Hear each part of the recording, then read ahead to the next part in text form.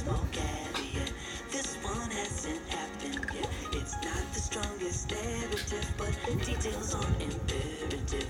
What matters is the way it ends. They've got 16 mutual friends. He's got animal spirits, and he's got heartfelt lyrics. But then together you can do it all. Everyone knows. Now everyone seems unaware that these two are a destined pair.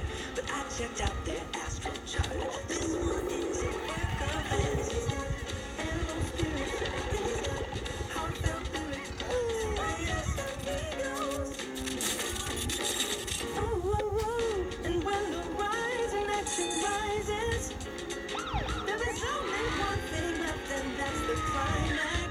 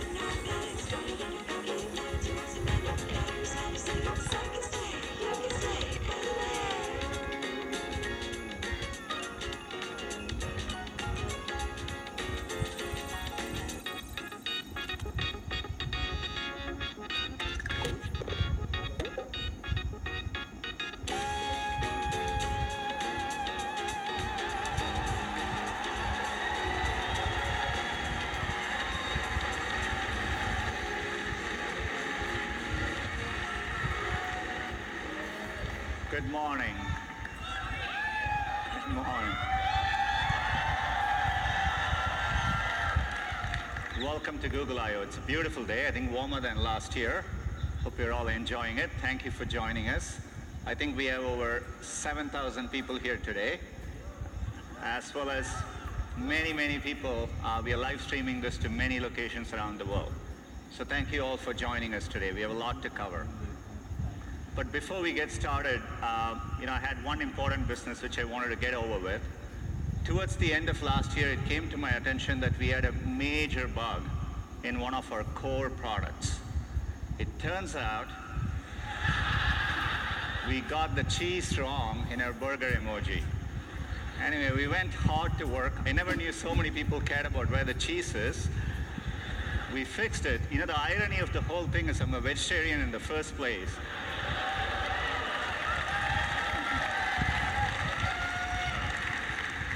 So we fixed it, but hopefully we got the cheese right. But as we were working on this came to my attention.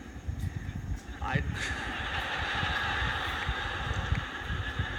don't even want to tell you the explanation the team gave me as to why the foam is floating above the beer. But we restored the natural laws of physics.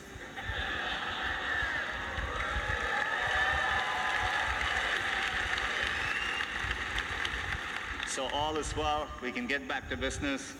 We can talk about all the progress since last year's I/O. I'm sure all of you would agree, it's been an extraordinary year on many fronts. I'm sure you've all felt it. We're at an important inflection point in computing, and it's exciting to be driving technology forward. And it's made us even more reflective about our responsibilities. Expectations for technology vary greatly depending on where you are in the world or what opportunities are available to you. For someone like me who grew up without a phone, I can distinctly remember how gaining access to technology can make a difference in your lives. And we see this in the work we do around the world. You see it when someone gets access to a smartphone for the first time. And you can feel it in the huge demand for digital skills we see. That's why we've been so focused on bringing digital skills to communities around the world. So far, we have trained over 25 million people, and we expect that number to rise over 60 million in the next 5 years. It's clear technology can be a positive force, but it's equally clear that we just can't be wide-eyed about the innovations technology creates. There are very real and important questions being raised about the impact of these advances and the role they'll play in our lives. So we know the path ahead needs to be navigated carefully and deliberately, and we feel a deep sense of responsibility to get this right. That's the spirit with which we are approaching our core mission to make information more useful, accessible, and beneficial to society. I've always felt that we were fortunate as a company to have a timeless mission that feels as relevant today as when we started. And we are excited about how we can approach our mission with renewed vigor thanks to the progress we see in AI. AI is enabling this for us to do this in new ways, solving problems for our users around the world. Last year at Google I/O, we announced Google AI. It's a collection of our teams and efforts to bring the benefits of AI to everyone. And we want this to work globally, so we are opening AI centers around the world. AI is going to impact many, many fields. And I want to give you a couple of examples today. Healthcare is one of the most important fields AI is going to transform. Last year, we announced our work on diabetic retinopathy, which is a leading cause of blindness, and we use deep learning to help doctors diagnose it earlier. And we've been running field trials since then at Aravind and Sankara hospitals in India, and the field trials are going really well. We are bringing expert diagnosis to places where trained doctors are scarce. It turned out, using the same retinal scans, there were things which humans quite didn't know to look for, but our AI systems offered more insights. Your same eye scan turns out holds information with which we can predict the 5-year risk of you having an adverse cardiovascular event, heart attack or strokes. So to me, the interesting thing is that, more than what doctors could find in these eye scans, the machine learning systems offer newer insights. This could be the basis for a new non-invasive way to detect cardiovascular risk. And we just published the research, and we are going to be working to bring this to field trials with our partners. Another area where AI can help is to actually help doctors predict medical events. Turns out doctors have a lot of difficult decisions to make, and for them, getting advance notice, say 24 to 48 hours before a patient is likely to get very sick, has a tremendous difference in the outcome. And so we put our machine learning systems to work. We've been working with our partners using de-identified medical records. And it turns out if you go and analyze over 100,000 data points per patient, more than any single doctor could analyze, we can actually quantitatively predict the chance of readmission 24 to 48 hours before, earlier than traditional methods. It gives doctors more time to act. We are publishing our paper on this later today, and we are looking forward to partnering with hospitals and medical institutions. Another area where AI can help is accessibility. We can make day-to-day use cases much easier for people. Let's take a common use case. You come back home in the night and you turn your TV on. It's not that uncommon to see two or more people passionately talking over each other. Imagine if you are hearing impaired and you're relying on closed captioning to understand what's going on. This is how it looks to you. On a Danny Ainge level, but he's above a Colangelo level. In other words, he understands enough to... As you can see, it's gibberish. You can't make sense of what's going on. So we have machine learning technology called Looking to Listen. It not only looks for audio cues, but combines it with visual cues to clearly disambiguate the two voices. Let's see how that can work, maybe in YouTube. Not on a Danny Ainge level, but he's above a Colangelo level. In other words, he understands enough to... You said it was all right to lose on purpose. You said it's all right to lose on purpose and advertise that to the fans. It's perfectly okay. You said it's okay. We have nothing else to talk about. We have a lot to talk about.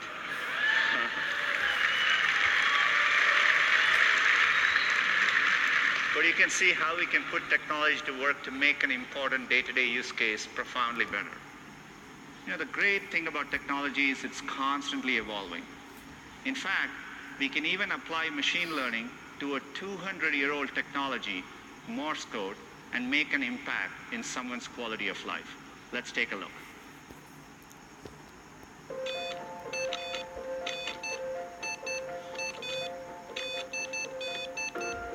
Hi, I am Tanya. This is my voice.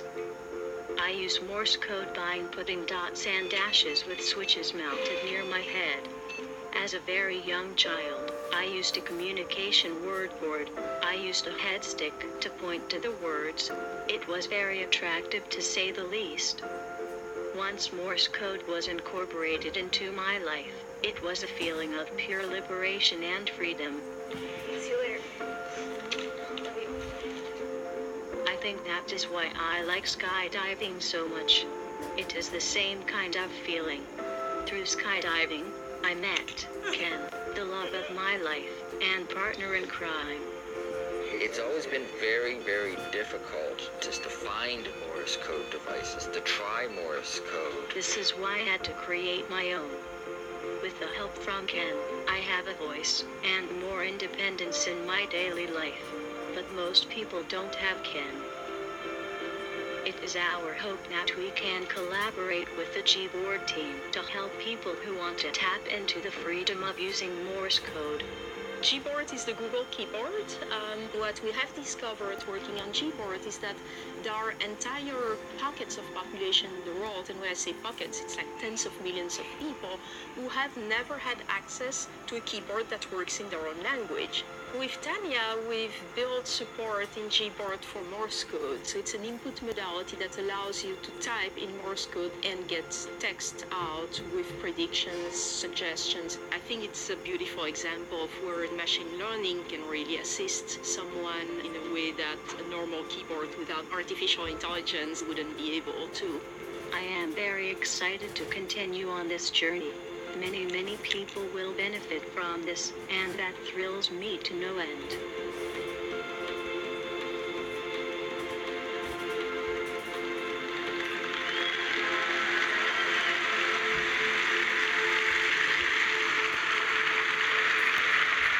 It's a very inspiring story.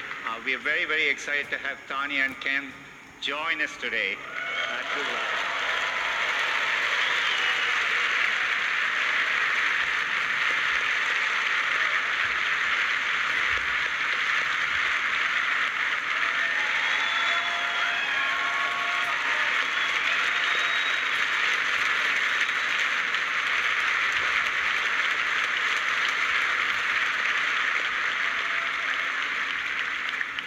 Tanya and Ken are actually developers. They really worked with our team to harness the power of actually predictive suggestions in Gboard in the context of Morse code. I'm really excited that Gboard with Morse code is available in beta later today. You know, it's great to reinvent products with AI. Gboard is actually a great example of it. Every single day, we offer users, and users choose over 8 billion autocorrections each and every day. Another example of one of our core products, which we are redesigning with AI, is Gmail. We just had a new, fresher look for Gmail, a recent redesign. Hope you're all enjoying using it. We are bringing another feature to Gmail. We call it Smart Compose. So as the name suggests, we use machine learning to start suggesting phrases for you as you type. All you need to do is to hit tab and keep auto-completing.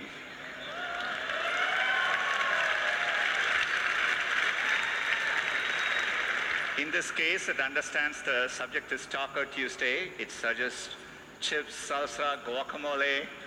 It takes care of mundane things like addresses so that you don't need to worry about it. You can actually focus on what you want to type. I've been loving using it. I've been sending a lot more emails to the company, not sure what the company thinks of it, but it's been great. We are rolling out Smart Compose to all our users this month and hope you enjoy using it as well.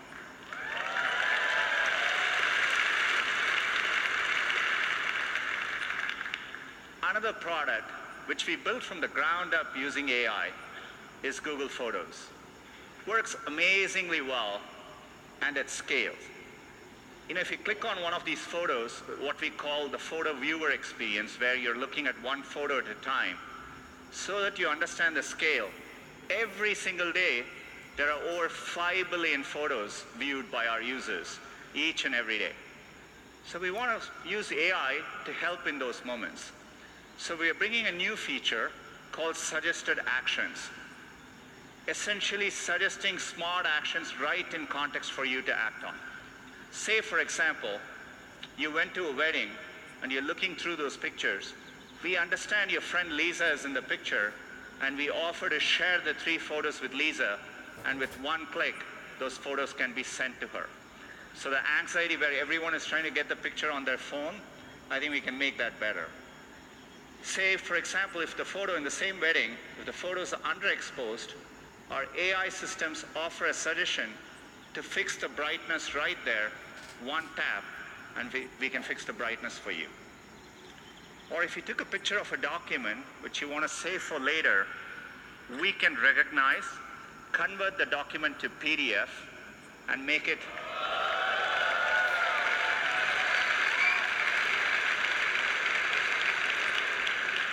much easier for you to use later. We want to make all these simple cases delightful. By the way, AI can also deliver unexpected moments. So for example, if you have this cute picture of your kid, we can make it better. We can drop the background color, pop the color, and make the kid even cuter.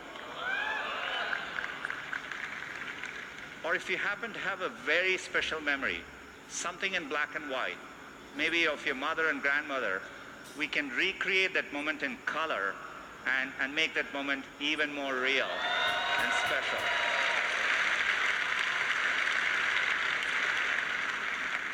All these features are going to be rolling out to Google Photos users in the next couple of months.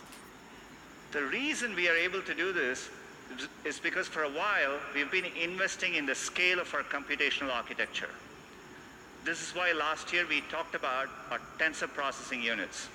These are special purpose machine learning chips.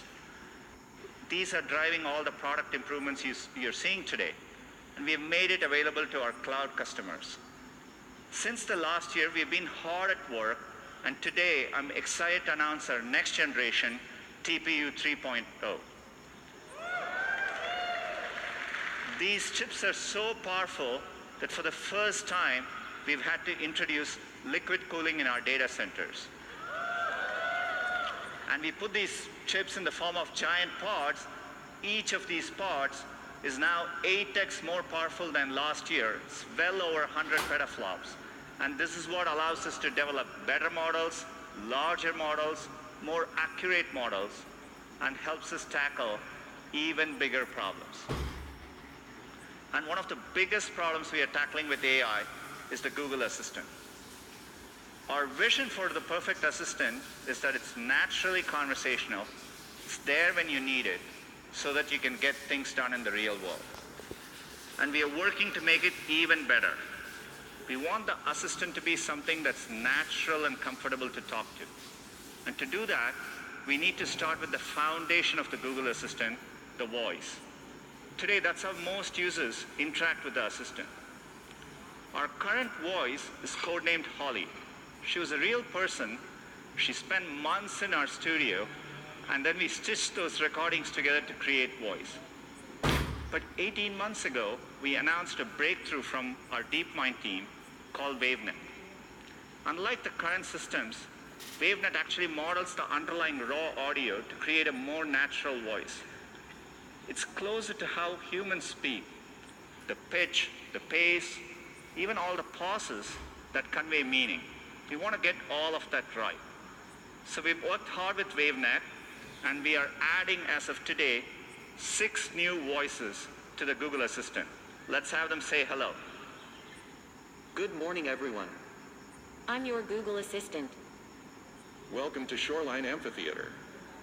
We hope you'll enjoy Google I/O. Back to you, Sundar.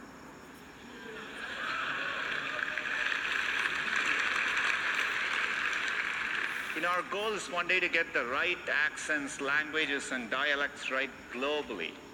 WaveNet can make this much easier. With this technology, we started wondering, who we could get into the studio with an amazing voice. Take a look. Couscous, a type of North African semolina in granules made from crushed durum wheat. I want a puppy with sweet eyes and a fluffy tail who likes my haikus. Don't we all? Happy birthday to the person whose birthday it is. Happy birthday to you. John Legend. He would probably tell you he don't want to brag, but he'll be the best assistant you ever had. Can you tell me where you live? You can find me on all kinds of devices. Phones, Google Homes, and if I'm lucky, in your heart.